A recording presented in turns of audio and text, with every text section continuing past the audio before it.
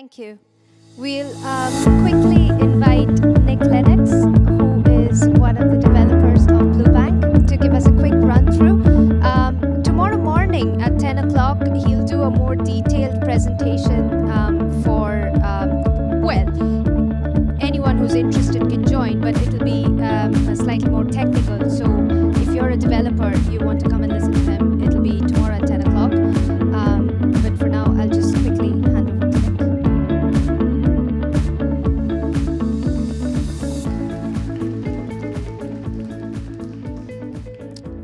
Hi everyone. So, first of all, show of hands, API has been said quite a few times already, right? Do we know what APIs are, what it means? Show of hands. Not everyone. A lot of people? Okay. So API, Application Programming Interface, it's a very old term. It's been around for as long as computers have been around, really.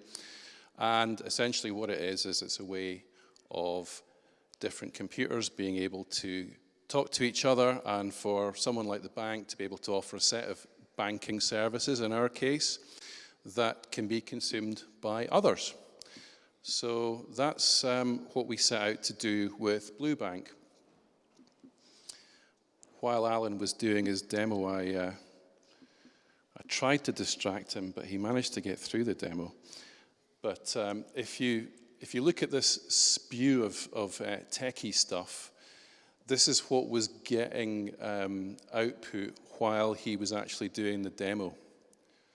So right here where this says patch, yeah, that literally is the thing that was on this other screen talking to our servers and moving money around.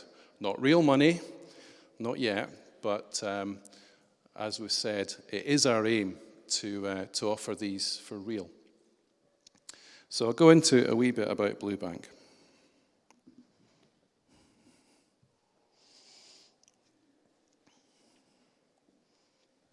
So, what is it? Well, as we said before, for us, a big part of this is a conversation with you guys. So, we see the future of banking as being a really broad church with a lot of people participating. Right now, if you want a banking app on your mobile phone, you use R1. That's all you've got. If you don't like R1, that's too bad. Maybe you move to somewhere that's got a better one. Our experience in hackathons is people come with all sorts of incredibly interesting ideas that can consume some of the services that we provide. And the way I see the future of banking is dozens, hundreds of quite niche, in some cases, banking apps that appeal to particular groups of people out there. RBS or any other bank cannot satisfy the demand for all of these different niche sets of interests. That is what you guys do. Our job, as Alan said, is build it and they will come. So BlueBank is the start of that. We're interested in a couple of areas of feedback. We're interested in any feedback, but broadly, there's a set of functionality available, and there is a style of API, which is more of a dev thing, yeah, what it actually looks like to consume the API. So we want to hear both in terms of feedback on the features we provided, feedback on features that you would like us to provide, and also, as developers, for those of you that are developers, how easy is it to use? Is it what you would expect of a banking API? So, scope-wise, we decided we would focus on, I guess, the most obvious use case. So we focused on personal banking. And we decided that we would take as our scope our existing personal banking application. And the scope of the BlueBank API is everything that you would need to go build something that does the same. So you can authenticate as a customer, you can enumerate your accounts, you can see transactions, and you can make payments. There's a couple of other APIs in there as well. So if you're interested in geographic stuff, there's an ATM API. So You can list our ATMs and search using GPS coordinates for ATMs that are near locations. So that's the API set right now. It's very much focused on personal banking. But as we see in the classic developer loop here, yeah, when we're at the hackathons, we're listening. So please come and talk to us about it. We'll evaluate the feedback, and you will see stuff in the next release of the API that came from events like these. In fact, there's several things on our backlog from 10 days ago. So, you know, we do want to hear. I'll go very, very slightly techie. So I find as a developer, the first thing I always want to start with is a data model. And so this just shows the data model that we expose. So we have customers. Oh, no mouse. I'll point with my hand.